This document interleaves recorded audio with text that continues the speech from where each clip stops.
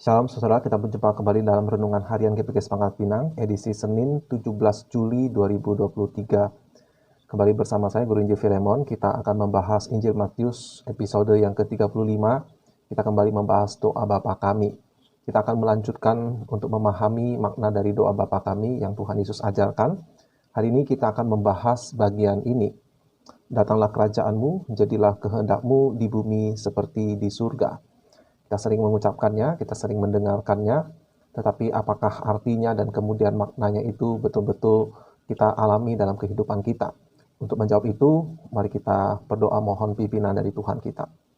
Sekali lagi ya Bapak, kami mengucap syukur karena Engkau memberikan kami hari yang baru, minggu yang baru ya Tuhan, untuk kami jalani sebagai anak-anak Tuhan di dalam kehidupan kami.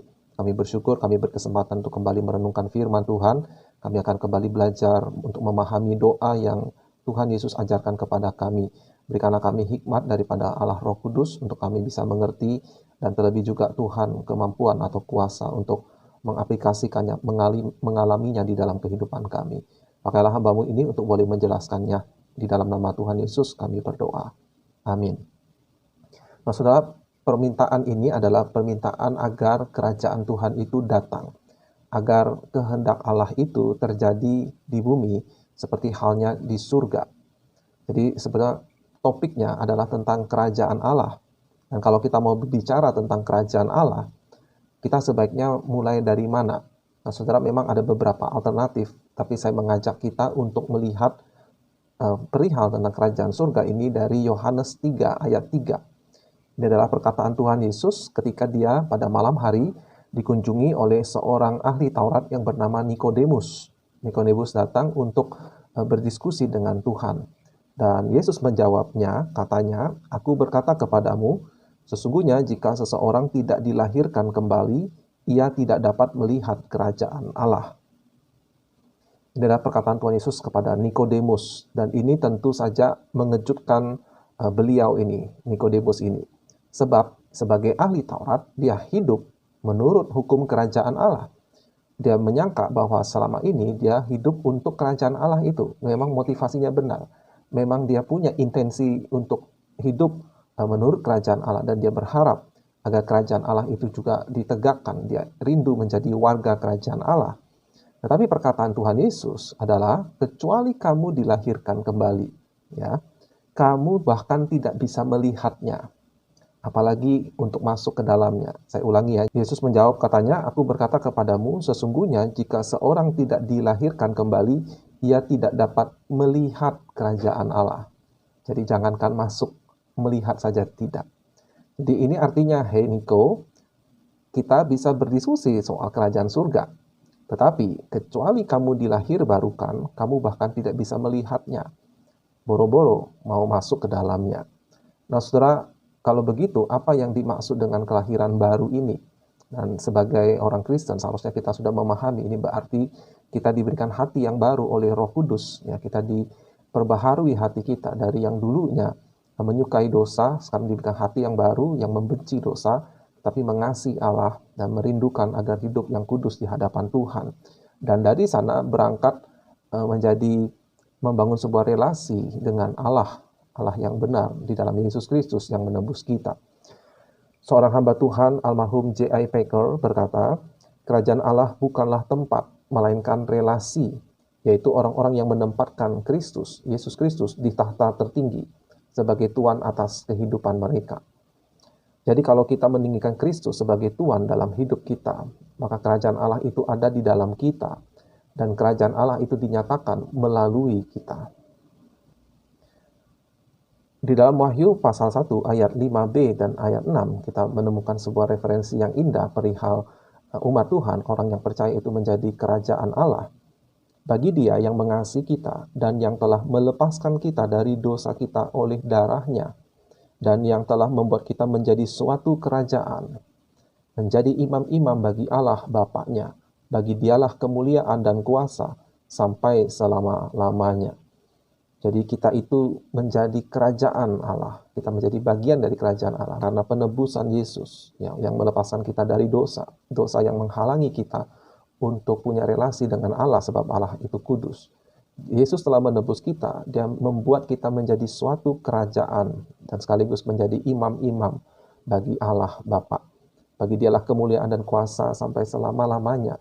Ini sebuah kebenaran yang luar biasa, saudara. Ini sebuah anugerah yang tak terkira. Kita diangkat menjadi kerajaan, anggota kerajaan Allah yang kekal itu. Jadi, kalau kita berdoa, datanglah kerajaan-Mu ya Bapa. Berarti kita meminta agar kerajaan Kristus itu lebih penuh lagi dinyatakan lewat hidup kita. Tetapi jelas masih ada hal lagi yang bisa kita gali dari doa ini, saudara. Nah, jelas kedatangan kerajaan perlu ditandai dengan datangnya Sang Raja.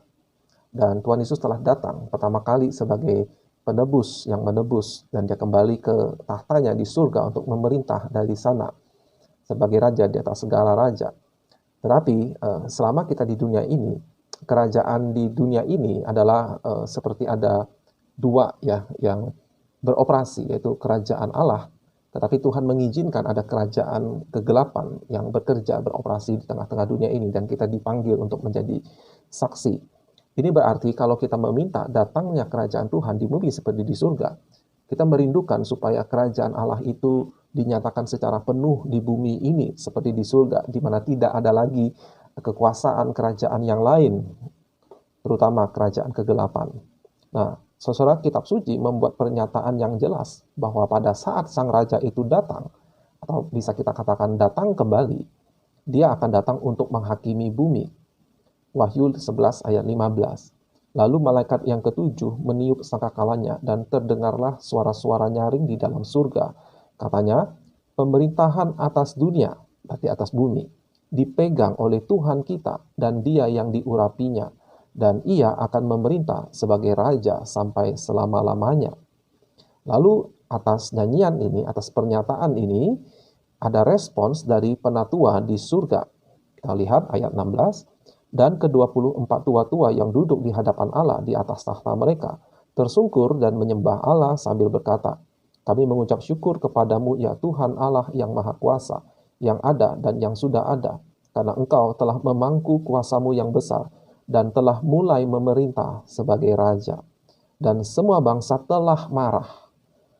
Perhatikan, ketika sang raja datang itu untuk menghakimi, amarahmu telah datang dan saat bagi orang-orang mati untuk dihakimi.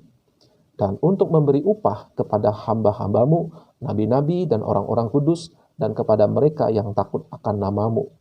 Kepada orang-orang kecil dan orang-orang besar, dan untuk membinasakan barang siapa yang membinasakan bumi. Jadi apabila sang raja itu datang, atau kita katakan datang kembali, kita meminta, Bapa datanglah kerajaanmu, kalahkanlah musuhmu, hakimilah bumi, dan datanglah hancurkan orang-orang yang membinasakan atau merusak bumi ini. Nah, saudara, seorang penafsir Alkitab bernama Peter Lewis berkata dalam komentarinya tentang doa Bapa kami, dia berkata seperti ini, saat kita berdoa, ya Bapa datanglah kerajaanmu, maka kita sedang meminta sesuatu yang bagi sebagian orang itu membawa sukacita, membawa kebahagiaan. Tetapi bagi sisa yang lain, orang yang lain, permintaan ini adalah permintaan mengenai sesuatu yang mengerikan. Jadi saat kita berdoa meminta kerajaan Allah datang, maka kita meminta sesuatu yang baik untuk sebagian orang, yaitu umat Allah, barang siapa yang mengasihi Allah. Tetapi akan menjadi menakutkan bagi yang tidak percaya, bagi orang-orang lain. Lanjut dari kutipan itu, saat kita menaikkan doa ini, berarti meminta pintu dibukakan bagi sebagian orang, yaitu pintu kerajaan Allah. Tetapi pada saat yang sama, pintu ditutup bagi orang yang lain. Kita meminta agar berakhirnya suatu masa yang lampau, yaitu masa kesempatan bagi pertobatan, dan juga masa bagi duka dan kesusahan di dunia ini. Jadi masa untuk bertobat, sekaligus masa duka cita dan penderitaan di dunia ini akan berakhir.